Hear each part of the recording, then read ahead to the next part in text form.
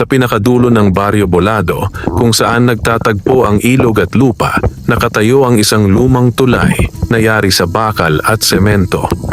Dati itong dinaraanan ng mga truck at bus, ngunit nang magbago ang ruta ng kalsada, unti-unti itong nakalimutan. Ang dating masiglang tulay ay naging tahimik na saksi sa paglipas ng panahon, kinakalawang, tinutubuan ng lumot at nilalamo ng mga damo sa magkabilang gilid. Sa ilalim ng tulay na iyon naninirahan si Lando. Si Lando ay isang lalaking nasa kalagitnaang edad, payat, maitim ang balat dahil sa araw at may mga matang puno ng pagod ngunit hindi nawawala ang ningning ng pag-asa. Ang kanyang tirahan ay gawa lamang sa pinagtagpi-tagping yero, karton at tarpaulin na napulot niya sa kung saan-saan. Kapag umuulan, tumutulo ang bubong. Kapag bumabagyo, nanginginig ang buong kubol na para bang anumang sandali ay mawawasak. Ngunit para kay Lando, sapat na iyon. Sa ilalim ng tulay niya, natagpuan ang kanlungan matapos siyang iwan ng kapalaran. Noon, isa siyang karaniwang magsasaka sa Bolado. May maliit siyang lupang tinataniman ng palay at gulay. May asawa siya at isang anak na babae. Payak ang kanilang buhay, ngunit masaya. Hanggang sa dumating ang sunod-sunod na bagyo, tagtuyot at peste. Nalugi ang kanyang ani, nabaon siya sa utang. Iniwan siya ng asawa upang sumama sa ibang lalaki sa bayan. Dinala ang kanilang anak. Sa isang iglap nawala ang lahat. Mula noon nagpalaboy-laboy si Lando. Namasukan bilang kargador, tagalinis, minsan namamalimos. Hanggang sa mapadpad siya sa ilalim ng tulay ng Bolado, kung saan siya tuluyang nanirahan. Tuwing umaga, bago pa sumikat ang araw, nagigising si Lando sa tunog ng dumaraang motorsiklo at sa lagaslas ng ilog. Bumabangon siya mula sa manipis na banig, nag-aayos ng kanyang kumot at naglalakad papunta sa gilid ng ilog upang maghilamos. Ang tubig ay malamig, ngunit nakapagbibigay lakas. Pagkatapos, bitbit ang isang lumang bayong, naglalakad siya patungo sa palengke upang maghanap ng mapagkakakitaan. Minsan nagbubuhat ng gulay, minsan nagwawalis, minsan nagbabantay ng tindahan kapalit ng kaunting barya at kanin. Sa Baryo Bolado, kilala si Lando bilang taga-ilalim ng tulay. Hindi siya minamaliit ng hayagan, ngunit bihira rin siyang igalang. Para sa karamihan, isa lamang siyang palaboy na walang patutunguhan. Ngunit may isang bagay si Lando na hindi nawala sa kanya, ang pagmamahal sa sabong. Noong may lupa pa siya, mahilig na siyang mag-alaga ng manok panabong. Marunong siyang pumili ng lahi, magpakain, magpalakas. Kahit wala siyang pera, nanonood pa rin siya ng laban tuwing may pista. Nakikiusap siyang makasilip lamang sa bakod ng sabungan. Sa tuwing naririnig niya ang hiyawan ng mga tao at ang palahaw ng mga manok, tila nabubuhay muli ang kanyang diwa. Isang hapon, habang pauwi na siya sa ilalim ng tulay, napansin niya ang isang matandang babae sa gilid ng daan. Nakaupo ito sa ilalim ng punong balete. Baluktot ang likod, puti ang buhok, at suot ang kupas na bestida. May hawak itong maliit na basket at tila hirap na hirap sa paghinga. Nilapitan ni Lando ang matanda. "Nanay, ayos lang po ba kayo?" tanong niya. Tumingin ang matanda sa kanya. Malalim ang mga mata nito, tila may itinatagong lihim. "Nauuhaw ako, hiho," mahina nitong sagot. Walang dalang tubig si Lando, ngunit naalala niya ang maliit na bote sa kanyang kubol. Tumakbo siya pabalik sa ilalim ng tulay, kinuha ang bote at bumalik. Inabot niya ito sa matanda. Uminom ang babae, dahan-dahan, tila bawat patak ay mahalaga. "Salamat, hiho," sabi nito. "Ikaw lang ang tumulong sa akin ngayong araw." Ngumiti si Lando. "Wala po iyon, nanay." Tumayo ang matanda kahit tila mahina ang katawan. Inilabas nito mula sa basket ang isang maliit na kahon na yari sa kahoy. "Ito ang para sa'yo," sabi niya. Nagulat si Lando. "Ay, huwag na po. Wala naman po akong ginawa." "Kunin mo," maring sabi ng matanda. Hindi lahat ng biyaya ay kailangang suklian ng salapi. Nag-alinlangan si Lando, ngunit tinanggap din niya. Pagbukas niya ng kahon, nakita niya ang isang sisiw. Hindi ito karaniwang sisiw. Ang balahibo nito ay kulay ginto na tila kumikislap sa sikat ng araw. Ang mga mata ay matingkad at tila may sariling liwanag. Kahit maliit, may kakaibang tindig. Isang manok? Bulong ni Lando. Ngumiti ang matanda. Hindi basta manok, sabi nito. Alagaan mo siya. Huwag mong ipagbili. Huwag mong pababayaan. Darating ang araw na babaguhin niya ang iyong kapalaran. Bago pa makapagsalita si Lando, biglang umihip ang malamig na hangin. Kumapal ang hamog sa paligid at sa isang iglap nawala ang matandang babae. Parang bula. Nanlaki ang mata ni Lando. Napalingon siya sa paligid, ngunit wala na ang matanda. Tanging ang punong balete at ang katahimikan ng dapit hapon ang naiwan. Nanginginig ang kanyang kamay habang hawak ang kahon. Dahan-dahan siyang naglakad pauwi sa ilalim ng tulay. Magdamag siyang hindi makatulog.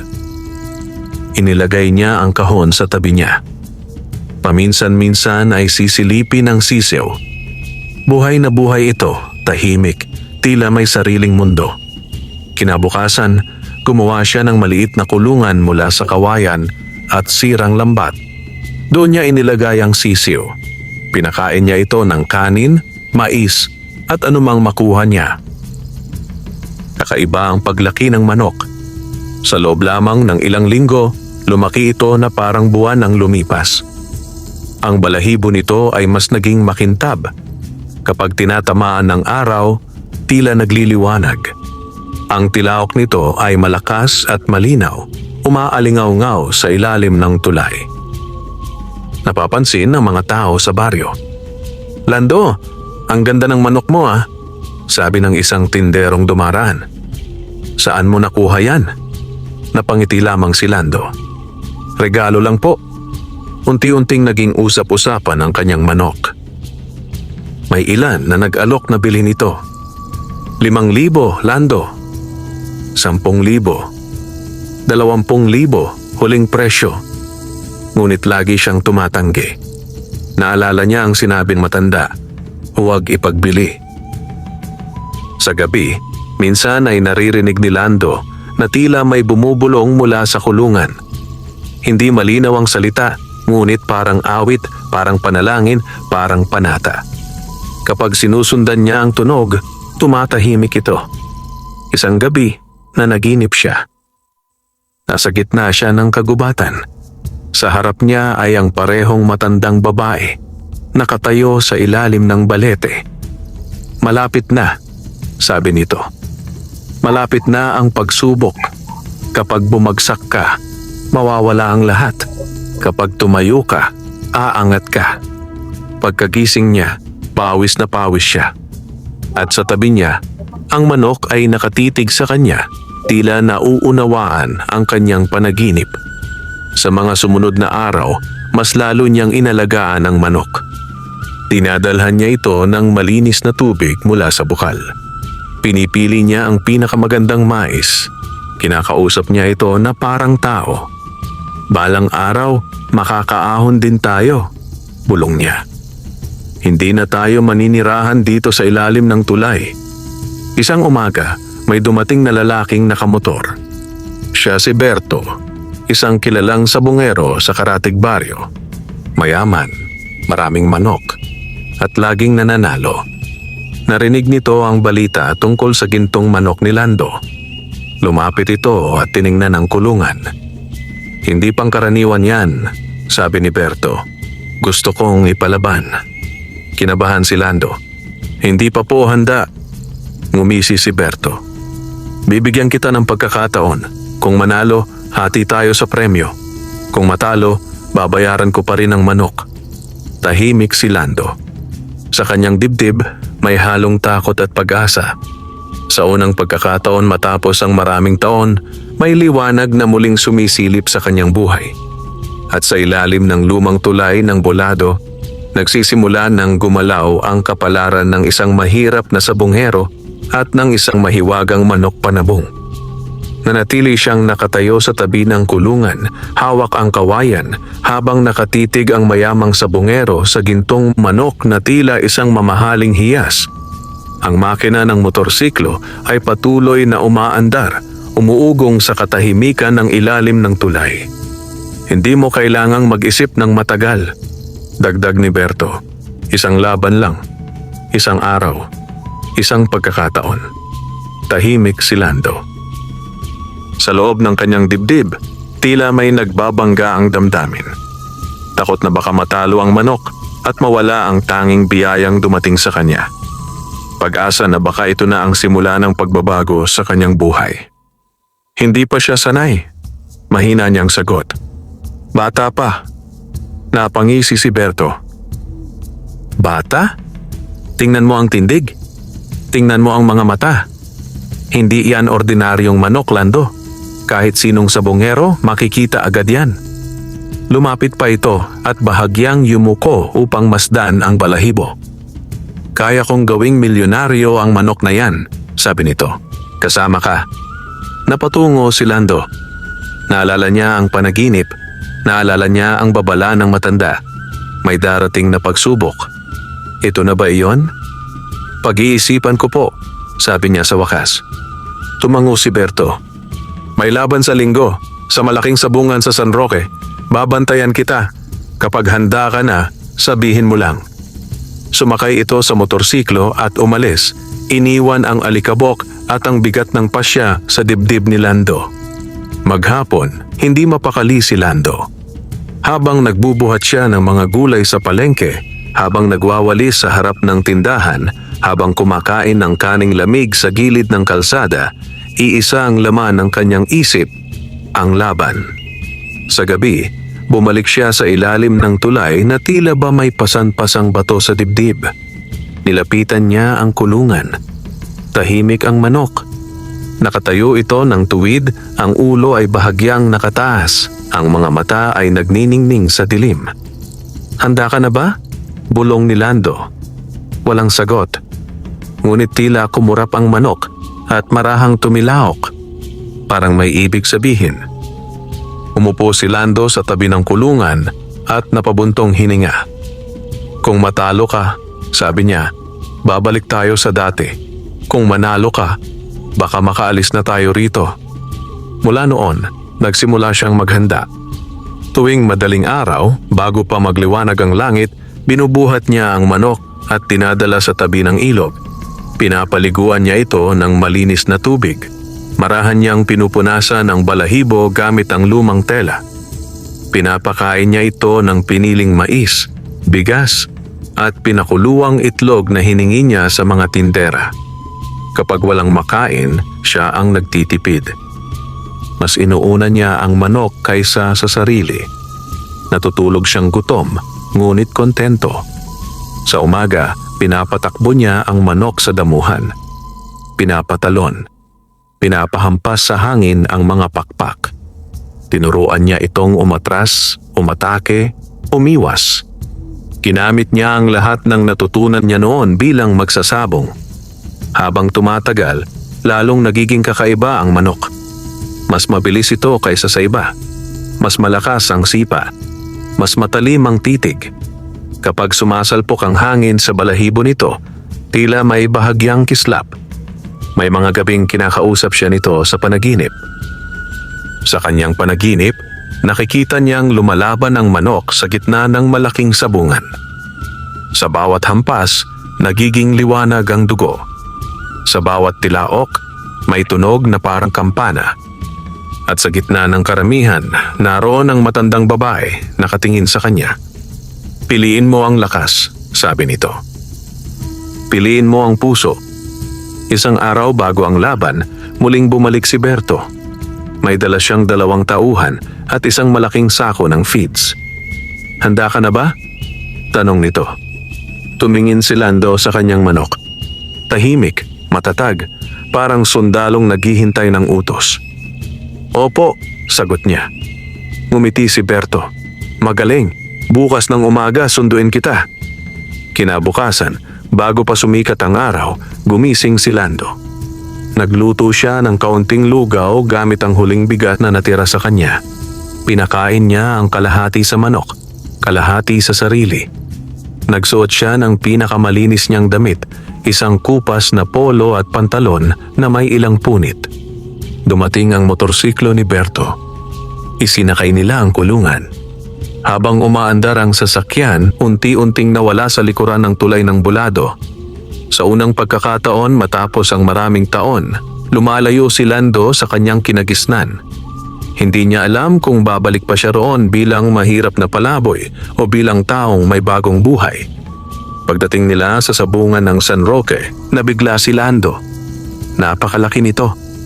May mga bandila, may tindahan, may sigawan, may musika, may amoy ng pawis, alak at pera. Daan-daang tao ang nagtipon. May mga lalaking nakabarong, may mga babaeng may alahas, may mga batang sumisilip sa bakod.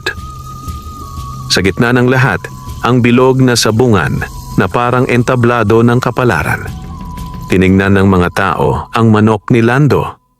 May mga napahanga, may mga nagduda.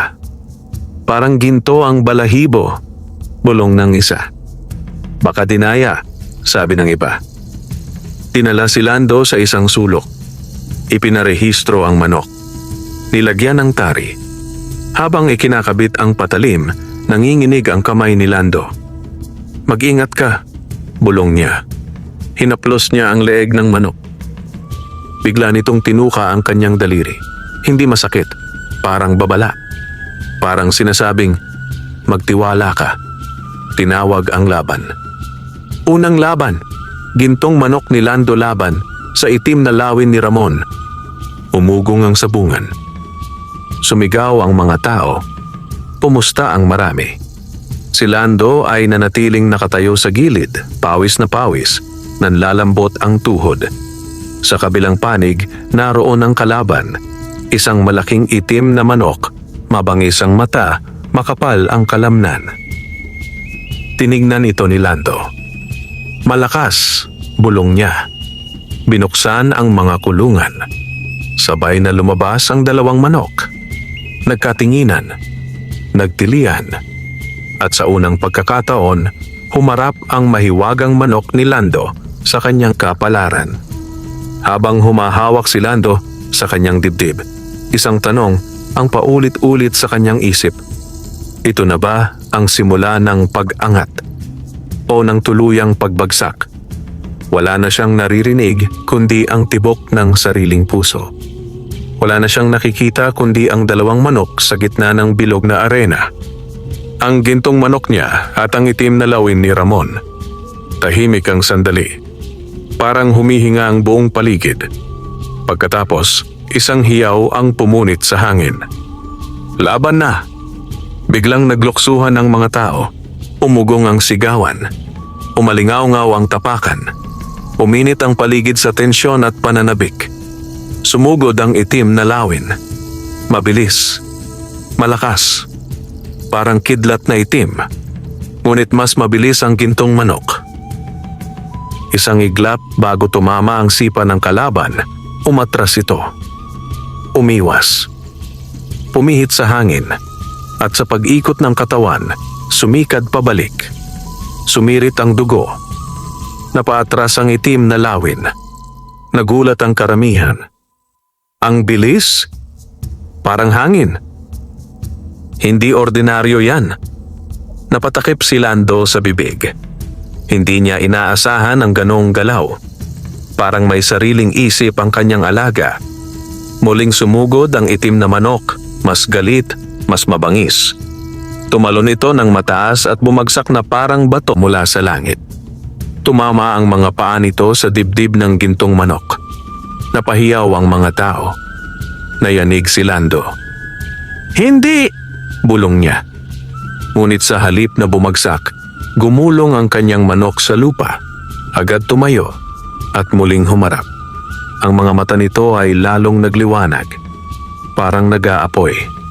Sa sandaling iyon, tila nagbago ang paligid.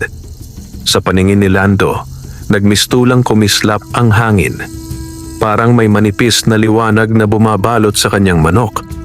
Isang hakbang, dalawang hakbang. Biglang sumugod ang gintong manok. Hindi ito basta atake. Isa itong sayaw. Umiwas. Umatras.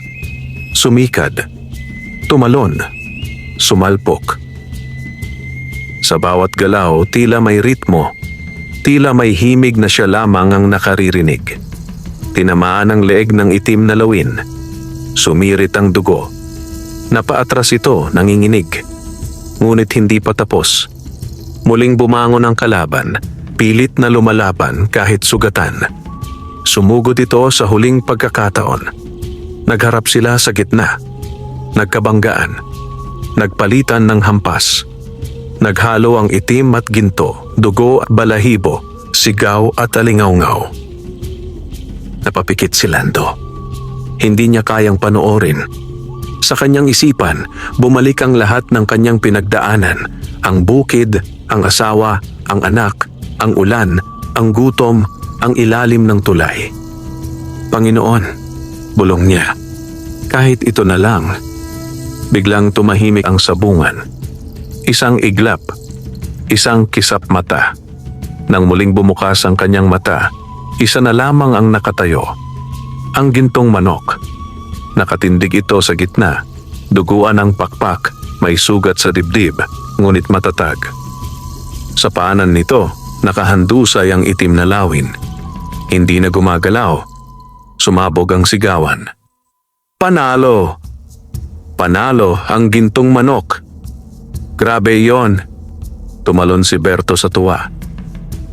Lando, nanalo tayo! Nanghina ang tuhod ni Lando. Naupo siya sa lupa, halos hindi makahinga. Luha ang pumatak sa kanyang pisngi. Hindi niya alam kung luha ng tuwa o luha ng pagod. Lumapit ang tagapamagitan. Ibinigay ang premyo. Makapal na bungkos ng salapi. Unang pagkakataon sa mahabang panahon na humawak si Lando ng ganoong karaming pera. Nanginginig ang kanyang kamay. Para sa'yo, sabi ni Berto. Kalahati, kasunduan. Tinanggap ni Lando ang bahagi niya. Para siyang nananaginip. Dinala niya ang manok sa isang tahimik na sulok. Nilinis niya ang mga sugat. Pinunasan ang dugo. Salamat, bulong niya. Hindi kita iiwan. Tila umunawa ang manok. Marahan itong tumilaok. Parang awit. Habang pauwi sila, mas maliwanag ang langit. Mas sariwa ang hangin. Mas magaan ang dibdib ni Lando. Pagdating sa ilalim ng tulay, unang beses siyang tumingin sa kanyang kubol na may ibang mata. Hindi na ito bilang kulungan ng kahirapan, kundi pansamantalang hintuan lamang. Sa gabing iyon, muli siyang nanaginip. Nasa ilalim siya ng balete. Nakaharap ang matandang babae. Ngumiti ito. Isang hakbang pa lamang, sabi nito. Marami ka pang dadaanan. Marami pang susubok sa iyo. Kapag sumama ang loob mo sa yaman, mawawala ang biyaya. Kapag nanatili kang mapagkumbaba, lalago ang himala. Pagkagising niya, hawak niya ang kanyang manok. Mahimbing ang tulog nito. Sa unang pagkakataon matapos ang mahabang panahon, nakatulog si Lando nang may ngiti sa labi. Ngunit sa malayo, sa dilim ng gabi, may mga matang nakamasid. May mga taong naiinggit. May mga pusong nagbabalak. At sa likod ng unang tagumpay ni Lando, unti-unti nang gumagalaw ang mga anino ng kapahamakan. Pagkaraan ng unang tagumpay, nagbago ang ihip ng hangin sa buhay ni Lando. Hindi na lamang siya ang taga-ilalim ng tulay. Sa mga tindahan, sa palengke, sa sabungan, sa mga umpukan ng matatanda, paulit-ulit na binabanggit ang kanyang pangalan. Si Lando, yung may gintong manok. Yung nanalo kay Ramon. Grabe yon, parang may basbas. Sa unang mga araw, hindi alam ni Lando kung paano haharapin ang biglang atensyon. Kapag may bumabati, napapangiti lamang siya. Kapag may nagtatanong, maikli ang sagot. Nanatili siyang tahimik, simple, at mapagkumbaba. Ginamit niya ang unang kita upang bumili ng bigas, delata, sabon at gamot. Inayos niya ang bubong ng kanyang kubol. Naglagay siya ng mas matibay na kahoy at bagong yero. Ngunit hindi siya lumipat. Nanatili siya sa ilalim ng tulay. Para sa kanya, paalala iyon kung saan siya nagmula. Tuwing umaga, patuloy pa rin siyang bumabangon ng maaga. Patuloy niyang pinapaliguan at pinapakain ng manok. Patuloy siyang naghahanap ng maliit na trabaho. Ngunit sa likod ng kanyang katahimikan, may mga matang nagmamasid. Sa kabilang bahagi ng baryo, sa isang malaking bahay na may mataas na bakod, nakaupo si Don Silvestre. Si Don Silvestre ang pinakamayamang sabonghero sa Bolado at karatig lugar. Maraming lupa, maraming manok, maraming tauhan. Halos lahat ng laban ay may pangalan niya sa pustahan. Bihira siyang matalo. At kapag natatalo, may kapalit. Sa harap niya, nakalatag ang mga papeles at listahan ng mga laban. Hawak niya ang isang baso ng alak. Si Lando, bulong niya. Isang palaboy na biglang nanalo. Sa tabi niya, nakatayo si Dario, ang kanyang kanang kamay. Hindi po ordinaryo ang manok niya, Don, sabi ni Dario. Marami na ang nagsasabi. Napangisi si Don Silvestre. Walang hindi ordinaryo sa sabong, sagot niya. May pera, may diskarte, may daya. Iyan lang ang tatlong sikreto. Alamin mo kung alin dyan ang gamit niya. Tumango si Dario. Mula noon, nagsimula ang lihim na pagmamatsyag. May mga lalaking nag-aabang sa ilalim ng tulay. May mga nagkukunwaring mamimili. May mga nag-aalok ng inumin. Lahat ay may pakay. Isang hapon, habang nililinis ni Lando ang kulungan, may lumapit na tatlong lalaki. Maayos ang bihis. May dalang sigarilyo at kape. Pre, sabi ng isa, ang galing ng manok mo ha. Pwede bang silipin? Ngumiti si Lando. Sige lang po. Tiningnan nila ang manok. Pinag-aralan ang tindig. Sinipat ang mata. Hinaplos ang balahibo. Tila may kakaiba. Bulong ng isa. Magkano mo ibebenta? Tanong ng isa pa. Umiling si Lando. Hindi po for sale. Nagkatinginan ng tatlo. Sayang, sabi ng una. Malaki sana ang kita mo. Umalis sila. Ngunit hindi nawala ang kaba sa dibdib ni Lando. Parang may mali. Parang may nakaabang. Sa gabing iyon, habang natutulog siya, nagising siya sa kaluskos. May yapak. May mahinang bulungan. Bigla siyang bumangon. Dinampot niya ang isang kahoy. Sumilip siya sa labas. May dalawang anino sa gilid ng kulungan. Hoy! Sigaw niya. Tumakbo ang mga anino. Naiwan ang isang punit na sako at bakas ng paa sa putik. Nanginig si Lando. Niakap niya ang kulungan. Hindi nila tayo kukunin, bulong niya. Hindi kita ipagpapalit. Kinabukasan, pumunta siya kay Berto. Ikinuwento niya ang nangyari. Napatigil si Berto sa pag-inom ng kape. Delikado yan, sabi nito. Kapag napansin ka ng malalaking isda, hindi ka na nila tatantanan. Ano po ang gagawin ko? Nag-isip si Berto. Sumali ka sa mas malaking liga, sagot niya. Kapag sumikat ka, mas mahirap kang galawin. May proteksyon ka. Natigilan si Lando. Liga? Oo, may paparating na torneo sa kabisera ng probinsya. 3 buwan, malalaking premyo, malalaking pangalan. Napatitig si Lando. Malayo. Mahirap. Mapanganib. Ngunit baka iyon ang susi. Sa gabing iyon, muling nanaginip si Lando. Nasa gitna siya ng ilog. Malakas ang agos. Sa kanyang kamay, hawak niya ang manok. Sa pampang, naroon ang matandang babae. Kapag natakot ka, malulunod ka, sabi nito. Kapag lumangoy ka, makakarating ka. Pagkagising niya, basa ng pawis ang kanyang likod. Lumapit siya sa kulungan. Pupunta tayo, bulong niya. Hindi para yumaman lang, kundi para ipagtanggol ang sarili natin. At sa dilim ng ilalim ng tulay, nagsimula nang humubog ang pasya ni Lando. Isang pasyang magdadala sa kanya sa mas malalim na laban, hindi lamang sa sabungan, kundi sa puso ng mga taong gahaman at mapangapi. Mula nang magpasya si Lando na sumali sa malaking torneo, nagbago ang kanyang paraan ng pamumuhay. Hindi na lamang basta pag-aalaga ang ginagawa niya sa gintong manok. Ginawa niya itong misyon. Tuwing madaling araw, bago pa magtilaok ang mga tandang sa baryo, gising na siya. Sa ilalim ng malamlam na liwanag ng buwan, marahan niyang binubuksan ang kulungan. Gising na tayo, bulong niya. Dahan-dahan niyang binubuhat ang manok, tila sanggol na hawak sa bisig. Dinadala niya ito sa tabing ilog, kung saan malinaw ang tubig at tahimik ang paligid. Doon niya ito pinapaliguan, pinupunasan, pinapahinga. Pagkatapos, pinapatakbo niya ito sa damuhan, pinapatalon sa mga patpat at pinapasanay sa pag-iwas at pag-atake. Sa bawat galaw, may kasamang dasal.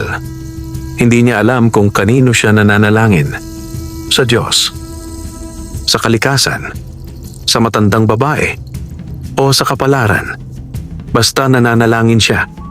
Sa mga panahong iyon, unti-unting nagiging mas malalim ang ugnayan nila ng manok. Kapag malungkot si Lando, tila tahimik din ang manok. Kapag masigla siya, masigla rin ito. Parang may lihim na hibla na nagdudugtong sa kanilang dalawa. Samantala, patuloy ang pagmamatsyag ni Don Silvestre. Sa bawat laban ni Lando sa maliliit na sabungan, may taong nagmamasid. May nagtatala, may nagbibilang ng galaw, may nag-aaral ng estilo. Hindi siya basta-basta, ulat ni Dario. May disiplina, may pasensya, hindi pa dalos-dalos. Mas delikado ang ganoon, sagot ni Don Silvestre. Kapag may puso, mas mahirap basagin. Lumapit ang araw ng torneo. Ginaganap ito sa kabisera ng probinsya, sa isang napakalaking sabungan na tinatawag na Corona Arena. Doon nagtatagpo ang pinakamagagaling na sabungero mula sa iba't ibang bayan. Isang linggo bago ang biyahe, dumalaw si Berto kay Lando. May dala siyang maliit na bag. Para sa'yo, sabi nito. Pagbukas ni Lando, nakita niya ang mga bagong tali, bitamina, gamot at pagkain ng manok. Hindi ko yan kayang bayaran, sabi niya. Hindi mo kailangang bayaran, sagot ni Berto. Utang mo na lang sa sarili mo ang manalo. Naluha si Lando. Salamat po. Sa araw ng pag-alis, iniwan niya ang ilalim ng tulay na may kakaibang damdamin. Bitbit niya ang kulungan. Bitbit niya ang bag. Bitbit niya ang lahat ng pag-asa. Sumakay siya sa bus kasama si Berto at ilan pang sabongero. Habang umaandar ang sasakyan, unti-unting nawala ang Baryo Bolado sa likuran. Napapalitan ito ng malalawak na bukirin, bundok at ilog. Para kay Lando, para siyang naglalakbay palabas ng dating buhay. Pagdating nila sa kabisera, namangha siya. Malalaking gusali, maraming sasakyan, mga ilaw na parang bituin, mga taong nagmamadali. Dinala sila sa isang lumang paupahang bahay na ginawang pansamantalang tuluyan ng mga sabunghero. Doong unang gabi, hindi agad nakatulog si Lando. Nakaupo siya sa tabi ng bintana, pinagmamasdan ang lungsod. Ganito pala ang mundo sa labas, bulong niya. Sa loob ng silid, marahang humihinga ang kanyang manok. Kinabukasan, nagparehistro sila sa torneo. Mahaba ang pila. May mga taong nakapustura. May mga bantay. May mga kamerang kumikislap. Nang banggitin ang pangalan ni Lando, may ilan nang napalingon. Yan ba yung taga-ilalim ng tulay? Yan yung may gintong manok? Kumunot ang noo ng iba. May namangha, may naiinggit, may nainis. Sa kabilang dulo ng arena, naroon si Don Silvestre. Nakabarong. May singsing na ginto. May alalay sa tabi. Nang makita niya si Lando, bahagya siyang ngumiti. Sa wakas, bulong niya. Magkikita na rin tayo. Sa unang araw ng torneo, walang laban. Puro inspeksyon at timbang. Sinuri ang mga manok. Sinukat ang lakas. Tiningnan ang kalusugan. Nang dumating sa gintong manok, napahinto ang veterinaryo. Bihira to, sabi nito. Napakalusog. Parang hindi napapagod. Nagkatinginan ang mga tao. Lalong lumaki ang interes. Sa gabing iyon, muling nanaginip si Lando. Nasa gitna siya ng isang malawak na entablado. Sa paligid niya, mga taong walang muka. Sa itaas, may liwanag. Sa ibaba, may anino. At sa gitna, ang kanyang manok nakatayo sa pagitan ng dilim at liwanag. Pipili ka, bulong ng tinig. Kayamanan o dangal. Pagkagising niya, mariing hinawakan ni Lando ang kulungan. Hinding-hindi kita gagamitin sa masama, sabi niya. Ano man ang mangyari. Sa labas, unti-unti nang nagigising ang lungsod. At sa loob ng Corona Arena, naghahanda na ang kapalaran ng pinakamalaking pagsubok sa buhay ni Lando. Sumapit ang unang araw ng mga laban sa Corona Arena. Maaga pa lamang nagising na si Lando. Hindi na niya kinailangang itakda ang sarili niyang alarm. Ang kaba sa dibdib ang siyang gumising sa kanya. Parang may kamay na gumigising sa kanyang diwa, paulit-ulit na bumubulong. Ito na. Tahimik ang silid. Ang ilan sa mga kasamahan niyang sabungero ay mahimbing pa ang tulog. Sa labas, maririnig ang mahinang ugong ng mga sasakyan at ang unang sigaw ng mga nagtitinda. Lumapit siya sa kulungan. Nakatayo na ang kanyang manok. Alertado. Parang alam nitong may mahalagang mangyayari. Handa na tayo, bulong ni Lando. Inihanda niya ang pagkain nito. Pinunasan ang balahibo. Hinimas ang leeg. Isang simpleng ritual na paulit-ulit niyang ginagawa upang pakalmahin ang sarili. Pagdating nila sa arena, sinalubong sila ng ingay. Mas malakas, mas masikip, mas mainit kaysa dati. Libo-libong tao ang nagtipon. May mga bandila ng iba't ibang bayan. May mga malalaking streamer. May mga nagsisigawan ng pustahan. Para kay Lando, parang pumasok siya sa lungga ng mga halimaw. Lahat ay gutom. Lahat ay handang manlamon. Sa waiting area, nagsama-sama ang mga sabungero. May mga nagkakape. May nagdarasal.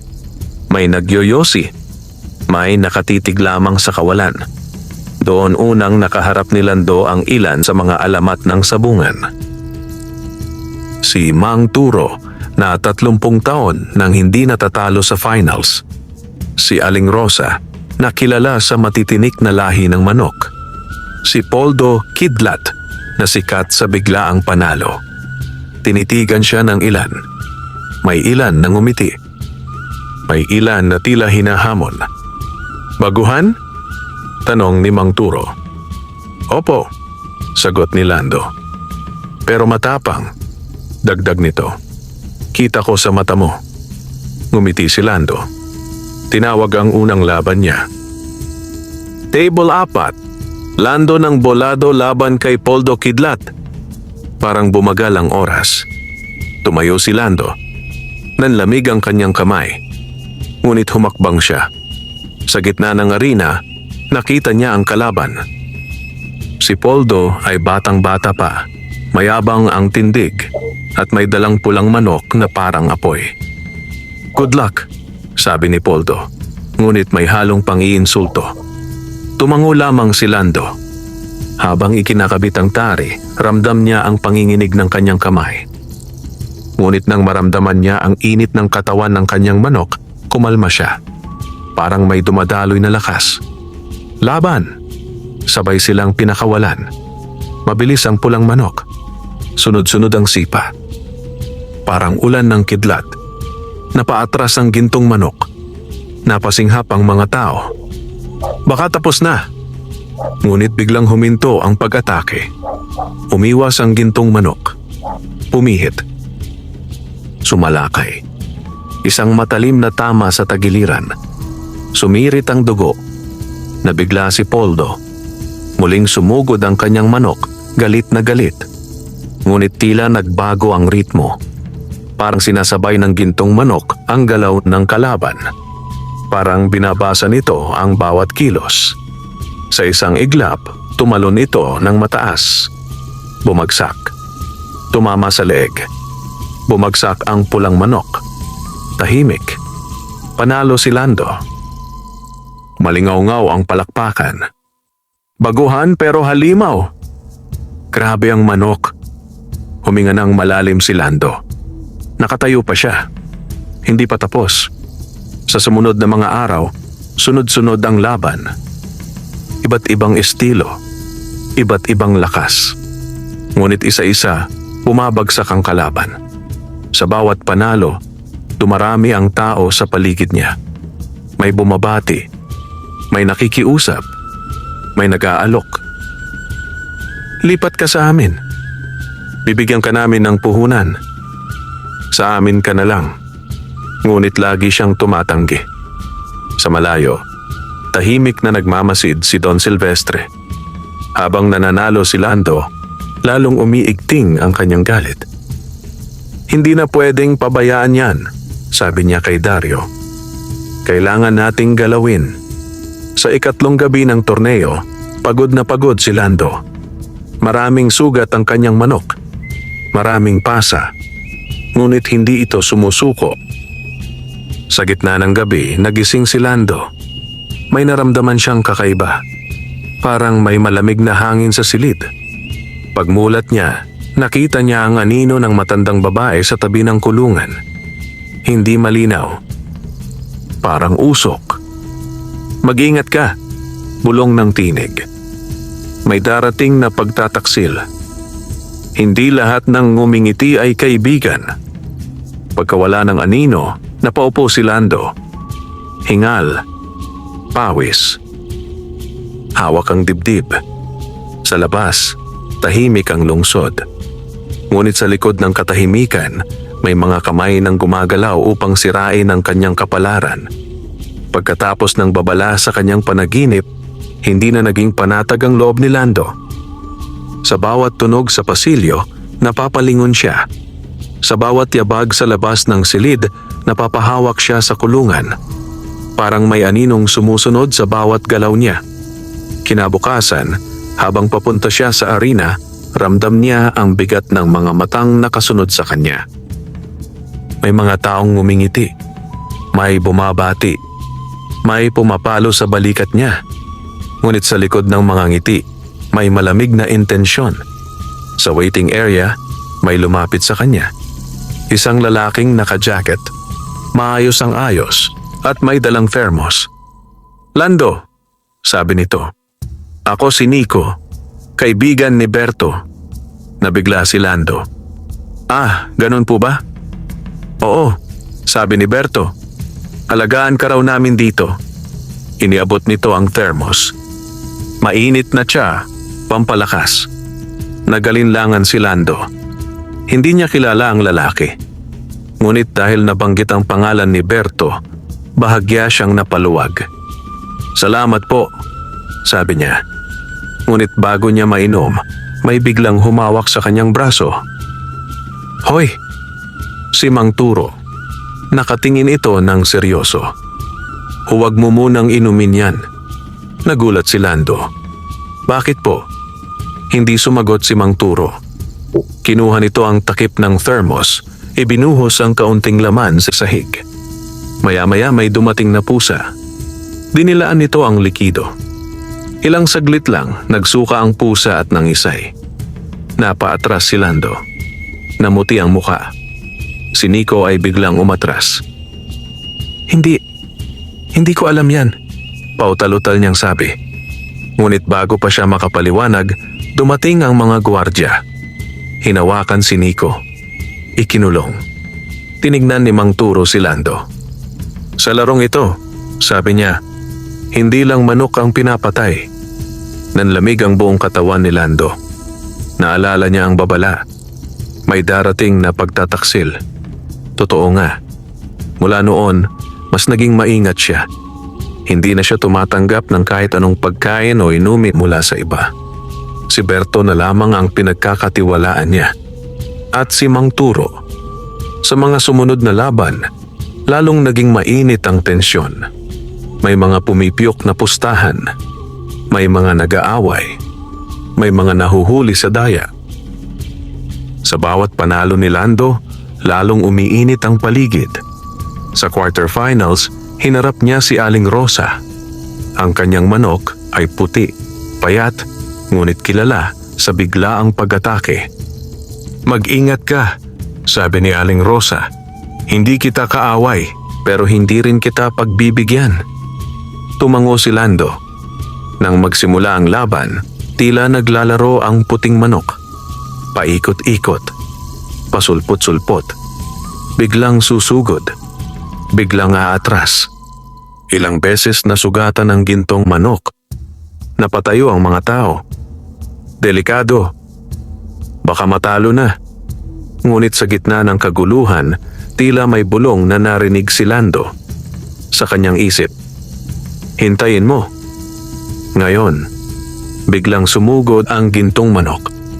Isang eksaktong tama sa dibdib. Isang sipa sa leeg. Bumagsak ang puting manok. Tahimik. Panalo. Napaupo si Lando sa sahig. Halos maiyak sa pagod. Pagkatapos ng laban, may lumapit sa kanya. Si Dario. Kanang kamay ni Don Silvestre. Magaling ka, sabi nito. Aminin ko. Pero sayang ang talento kung sayo lang. Iniabot nito ang isang sobre. Makapal. Sumama ka sa amin, bulong niya. Ibigay mo ang manok. Gagawin ka naming milyonaryo. Nanikip ang dibdib ni Lando. Tinignan niya ang sobre. Naalala niya ang tulay. Ang gutom. Ang ulan. Ang luha. Naalala niya ang matandang babae. Naalala niya ang babala. Ikaw ang pipili. Bumuntong hininga si Lando. Ibinalik niya ang sobre. Pasensya na po, sabi niya. Hindi ko ipinagbibili ang dangal ko. Nagbago ang mukha ni Dario. Pag-isipan mo, malamig nitong sagot. Hindi palaging may pangalawang pagkakataon. Umalis ito. Sa gabing iyon, muling bumisita ang panaginip. Nasa isang madilim na daan si Lando. Sa kaliwa, may gintong daan na puno ng salapi. Sa kanan, may makitid na daan na puno ng tinik. Sa dulo ng makitid na daan, may liwanag. Piliin mo, bulong ng tinik. Sa paggising niya, alam na ni Lando ang kanyang pinili. Kahit mahirap, kahit masakit, hindi niya isusuko ang kanyang kaluluwa para sa yaman. Ngunit alam din niyang mula noon, hindi na lamang laban sa arena ang haharapin niya. Laban na rin ito sa mga taong handang sirain siya upang makuha ang kanyang himala. Pumasok si Lando sa semifinal round na may mabigat na katawan at mas mabigat na isip. Sa bawat hakbang niya patungo sa arena, ramdam niya ang kirot sa kanyang likod, sa kanyang balikat, sa kanyang mga paa. Ngunit higit sa lahat, ramdam niya ang pagod ng kanyang puso. Hindi na lamang panalo ang kanyang iniisip. Kaligtasan na. Dangal. Katotohanan. Ang gintong manok ay may mga sugat na. May pilay ang isang paa. May bahagyang hiwa sa pakpak. Ngunit sa kabila nito, matatag pa rin ang tindig. Parang hindi marunong sumuko. Bago ang semifinal match, dinala si Lando sa isang hiwalay na silid para sa inspeksyon. Kasama roon ang veterinaryo, tagapamagitan at ilang opisyal. Isa-isang sinuri ang kanyang manok. May tama, sabi ng veterinaryo. Pero kaya pa. Napaupo si Lando sa gilid. Tahimik na nagdasal. Nang matapos ang inspeksyon, sinalubong siya ni Berto. Malapit na, sabi nito. Isang panalo na lang, finals ka na. Tumango si Lando. Ngunit sa likod ng mga salita ni Berto, may bakas ng pag-aalala. Sa isang sulok ng arena, nagtipon ang mga tauhan ni Don Silvestre. Tahimik, mabigat, nag-uusap sa bulong. Siguraduhin nyo, sabi ni Don Silvestre. Ngayong laban na to matatapos ang himala. Sa waiting area, may lumapit kay Lando na isang batang lalaki. Mga 12 anyos. Payat, marungis, may hawak na maliit na kahon. Kuya, sabi nito, pinabibigay po ng isang sponsor. Nagulat si Lando. Sponsor? Opo, para raw po sa manok ninyo. Pampalakas.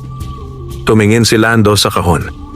May label, may pangalan, ngunit hindi pamilyar. Naalala niya ang nangyari kay Nico. Naalala niya ang babala. Huwag, bulong ng kanyang isip. Maingat niyang tinanggap ang kahon, ngunit hindi niya ito binuksan. Tinawag niya ang isang opisyal. Pwede po bang ipasuri ito? Tanong niya. Nagulat ang bata. Namutla. Umatras. Tumakbo palayo. Sinuri ng opisyal ang laman. May halong kemikal. Pampahina. Lason. Muling nayanig ang dibdib ni Lando. 2 beses na. 2 beses na siyang muntik patumbahin sa daya. Hindi na ito laro, bulong niya. Giyera na. Tinawag ang semi-final match. Table 1, Lando ng Bolado laban kay Marco ng Santa Lucia. Si Marco ay isang matangkad na lalaki, may pilat sa mukha, at kilala sa mararahas na laban. Ang kanyang manok ay kulay abo, malaki at mabigat. Parang tangke. Habang naghahanda, tahimik si Lando. Hinimas niya ang kanyang manok. Ano man ang mangyari, bulong niya. Salamat. Parang naintindihan ng manok. Tumilaok ito ng mahina. Nagsimula ang laban. Agad na sumugod ang kulay abong manok. Isang mabigat na sipa. Tumama sa dibdib ng gintong manok. Napaatras ito. Napasinghap ang mga tao. Sumunod ang ikalawa. Ikatlo. Parang ulan ng bato. Nahulog ang gintong manok. Napaungol si Lando. Bumangon, bulong niya. Pakiusap, marami itong gumalaw. Tumayo, ngunit halatang nahihirapan. Dumugo ang pakpak. Nabasa ang lupa. Sumugod muli ang kalaban. Sa sandaling iyon, tila bumagal ang mundo. Sa paningin ni Lando, nakita niya ang liwanag na bumabalot sa kanyang manok. Narinig niya ang tinig ng matandang babae. Huwag kang bibitaw. Biglang nagbago ang galaw ng gintong manok. Hindi na ito sumasalubong. Umiwas. Pumihit. Naghintay. Hinila nito ang kalaban sa maling galaw. Isang pagkakamali. Isang bukas. Sumalakay ang gintong manok. Diretso sa leeg. Isang matalim na tama. Nayanig ang kulay abong manok. Napatigil. Bumagsak. Tahimik. Panalo si Lando. Parang sumabog ang arena. Finalist! Grabe ang tibay! Napaluha si Lando. Lumuhod siya. Yumuko sa harap ng kanyang manok. Salamat! Paulit-ulit niyang bulong. Sa gilid ng arena, nakatayo si Don Silvestre. Mahigpit ang kamao. Nanginginig sa galit. Ihanda na ang huli, sabi niya kay Dario. Walang makakahadlang. Sa gabing iyon, hindi na nakatulog si Lando. Nakaupo siya sa tabi ng kulungan. Pinagmamasdan ang kanyang alaga. Alam niyang bukas, Sa finals, hindi na lamang lakas at galing ang kalaban. Buong sistema, buong kasakiman, buong dilim. At sa gitna ng lahat, siya at ang kanyang gintong manok ang tatayo bilang huling sagisag ng pag-asa. Dumating ang araw ng finals na parang bagyong tahimik. Walang ulan, walang hangin. Ngunit mabigat ang langit. Parang may nakabitin na panganib sa bawat ulap. Maagang nagising si Lando. Hindi dahil sa ingay, kundi dahil sa panaginip. Nasa ilalim siya ng tulay. Mag-isa. Walang ilaw. Walang ilog. Walang tao. Sa harap niya, nakatayo ang matandang babae. Ngunit ngayon, malinaw na malinaw ang anyo nito. Hindi na ito mukhang matanda. Maganda. Matangkad. Nagniningning. Parang diwata. Hanggang dito na lang ang gabay ko, sabi nito. Sa laban na ito, ikaw na ang maglalakad. Ano man ang mangyari, huwag mong kalilimutan kung sino ka. Pagmulat niya, basa ng luha ang kanyang pisngi. Lumapit siya sa kulungan. Hinawakan ng manok. Hindi kita iiwan, bulong niya. Manalo man o matalo. Pagdating nila sa Corona Arena, mas maingay kaysa dati. May mga banda, may mga ilaw, may mga cameraman, may mga tagapagbalita. Ang finals ay parang piyesta. Sa gitna ng kasiyahan, may kabasahangin. Ang kalaban ni Lando sa finals ay walang iba kundi ang pangunahing manok ni Don Silvestre. Si Don Silvestre mismo ang hahawak. Ang kanyang manok ay kulay pula at itim, makintab at tila bakal ang mga kalamnan. Kilala ito bilang Haring Apoy. Hindi pa raw ito natatalo. Nang makita ni Lando ang manok, kinabahan siya. Hindi dahil sa laki, kundi dahil sa aura. Parang may dilim na nakakapit dito. Sa waiting area, nagkaharap sina Lando at Don Silvestre. Ngumiti ang mayaman. Ngunit malamig ang mata. Hanggang dito ka na lang, sabi nito. Sayang, pwede sana kitang gawing hari. Tahimik si Lando. Hindi po ako naghahangad ng trono, sagot niya. Gusto ko lang mabuhay ng marangal. Napangisi si Don Silvestre. Ang dangal ay para sa mahihirap, tugon nito. Ang kapangyarihan ay para sa may pera. Tinawag ang finals. Table center, Lando ng Bolado laban kay Don Silvestre. Umugong ang arena. Parang lindol. Naglakad si Lando patungo sa gitna. Bawat hakbang, parang may bigat na bato. Sa kanyang isip, bumabalik ang lahat. Ang tulay, ang gutom, ang ulan, ang pag-iisa. Sa kabilang panig, kalmado si Don Silvestre. Parang sigurado sa panalo. Habang ikinakabit ang tari, napansin ni Lando ang kakaiba. May bahagyang amoy ang paa ng kalaban. Parang chemical. Naisip niya, dinaya ba? Ngunit huli na.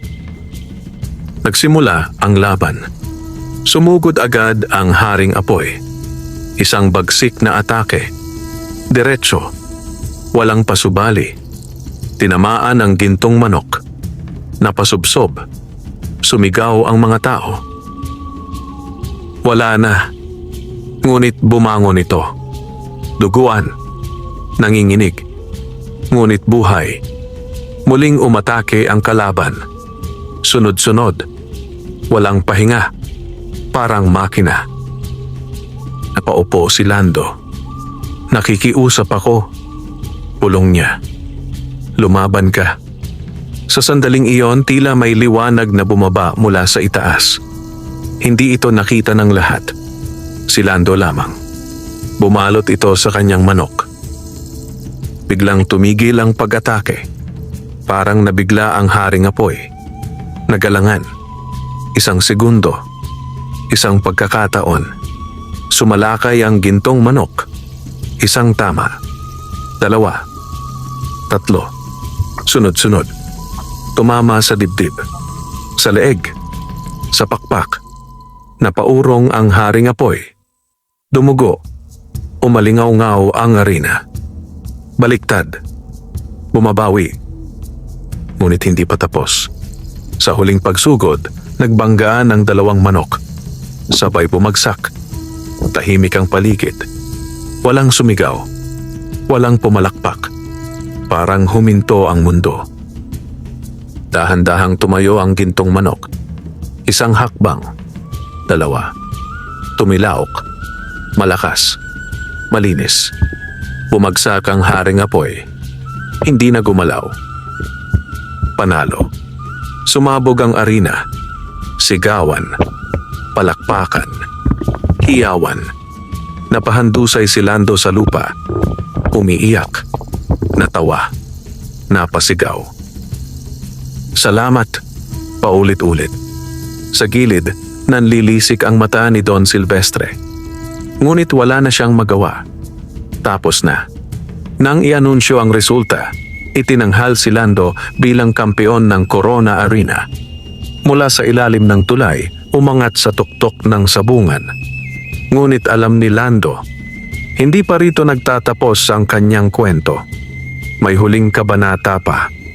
Isang kabanatang magpapasya kung paano niya gagamitin ang tagumpay na kanyang natamo. Sumikat ang araw sa kabisera na parang unang liwanag ng isang bagong mundo. Para kay Lando, ang umagang iyon ay hindi katulad ng iba. Hindi na siya nagising sa ilalim ng tulay. Hindi na sa tunog ng gutom. Hindi na sa kaba ng kawalan. Nagising siya sa isang maliit ngunit malinis na silid sa isang kama na may maayos na kumot at sa amoy ng mainit na kape mula sa labas ng bintana. Tahimik siyang umupo. Ilang sandali niyang pinagmamasdan ang kanyang mga kamay. Ang mga kamay na dati nanginginig sa kahirapan. Ang mga kamay na ngayoy humawak sa tagumpay. Lumapit siya sa kulungan. Naroon ang gintong manok. Mahimbing ang tulog. May mga pilat. May mga sugat. Ngunit buhay. Matatag. Natapos na. Bulong ni Lando. Nanalo tayo. Ngunit sa halip na tuwa, kakaibang kapayapaan ang kanyang naramdaman. Hindi siya nilamon ng kayabangan. Hindi siya nalasing sa papuri. Para sa kanya, ang panalo ay hindi wakas. Simula lamang. Pagkaraan ng awarding, tinanggap niya ang tropeyo at ang malaking tseke. Maraming lumapit. May mga mamamahayag. May mga negosyante. May mga gustong kumuha sa kanya. Lando, maging partner ka namin. Gawin ka naming brand. Sumama ka sa amin sa Maynila. Ngumiti siya. Ngunit tumanggi. Salamat po, sagot niya. Uuwi po ako. Nagulat ang marami. Bakit uuwi sa baryo kung pwede nang yumaman sa lungsod? Ngunit alam ni Lando ang sagot. Doon siya hinubog. Doon siya tumibay. Doon niya nahanap ang sarili. Pagbalik niya sa Bolado, sinalubong siya ng buong baryo. May tarpaulin. May banda. May palakpakan. May iyakan. Ang dating taga-ilalim ng tulay ay ngayoy bayani. Unang pinuntahan ni Lando ang tulay. Tumayo siya sa ilalim nito. Tahimik. Nagpasalamat. Hindi siya umiyak. Ngumiti lamang. Mula sa kanyang napanalunan, bumili siya ng maliit na lupa malapit sa ilog. Nagpatayo ng simpleng bahay. Hindi malaki. Hindi marangya. Ngunit matibay. May sariling kulungan, may sariling taniman, may sariling kapayapaan. Nagtayo rin siya ng maliit na paaralan ng sabong. Hindi para sa sugal, kundi para sa tamang pag-aalaga. Disiplina, respeto, dangal. Tinuturuan niya ang mga batang mahihirap, libreng pagkain, libreng aral. Hindi kayo kailangang mandaya, sabi niya sa kanila. Hindi kailangang manlamang. Ang tunay na panalo ay ang pananatiling tao. Ang gintong manok, matapos ang huling laban, ay hindi na niya ipinalaban. Pinahingan niya ito. Pinabuhay sa tahimik na bukid. Isang araw, napansin niyang nagbabago ang balahibo nito. Unti-unting nawawala ang gintong kislap. Nagiging karaniwang manok. Ngunit hindi siya nalungkot. Nauunawaan niya. Tapos na ang misyon. Isang hapon, habang nagwawalis siya sa bakuran, may nakita siyang matandang babae sa ilalim ng punong balete. Pareho ng una. Ngunit ngayon, malinaw. Ngumiti ito. Natupad mo ang dapat, sabi nito. Hindi kita pinili dahil sa lakas. Pinili kita dahil sa puso. Ngayon, ikaw na ang magiging ilaw ng iba. Unti-unting naglaho ang babae sa hangin. Parang hamog sa umaga. Naiwan si Lando. Nakatayo. May luha sa mata at ngiti sa labi. Lumapit ang mga bata. Kuya Lando, turuan mo kami. Tumawa siya. Oo naman, sagot niya. Habang lumulubog ang araw sa bulado, nakaupo si Lando sa harap ng kanyang bahay. Katabi ang dating gintong manok, ngayon ay payapang tandang. Tahimik ang paligid. May kuliglig. May hangin. May liwanag ng buwan. Hindi na siya mahirap. Hindi rin siya mayabang. Isa na lamang siyang taong natutong magpasalamat. At sa baryong minsang lumimot sa kanya, iniwan niya ang isang alamat na kahit sa ilalim ng tulay, kahit sa gitna ng dilim, mga tao ay nagkaisa kung may pananampalataya, sipag, at pusong marunong magmahal. At doon nagtapos ang kwento ni Lando. Ang lalaking minsang natulog sa ilalim ng tulay, minsang umiyak sa gutom at pangungulila, ngunit hindi kailanman sumuko sa sarili niyang dangal. Sa bawat batang tinuruan niya, nabuhay muli ang kanyang mga pangarap. Sa bawat manok na inalagaan niya, nang may malasakit, naipasa niya ang aral ng sipag at katapatan. Sa bawat taong tinulungan niya, naging salamin siya ng pag-asang minsang ibinigay sa kanya ng kapalaran. Hindi niya ginamit ang yaman upang mangapi. Hindi niya ginamit ang pangalan upang manlamang.